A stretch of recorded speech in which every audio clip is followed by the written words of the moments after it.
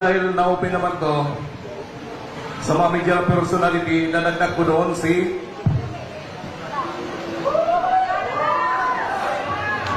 Ramon Tulfo. Saan?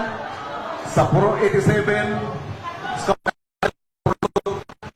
UC Marios, Tomas Morato, Marios, Scout Gandia, number 87, Prolog, Quezon City.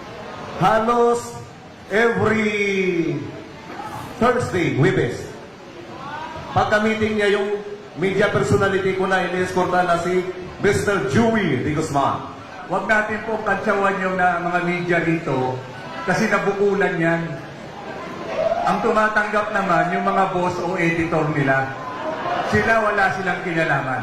Kaya pakiusap ko, huwag natin po silang bulihin.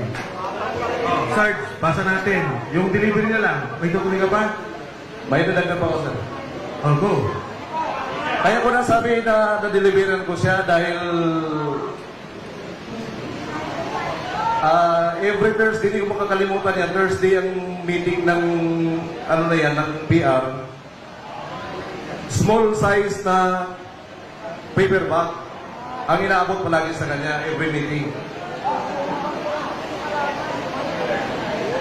Worth of 2 to 3 million. So, yan ang maalala ko. Meron din ako nadideliveran minsan na sa Senate. Minsan dito sa DWIZ building, City States, Tasio Boulevard.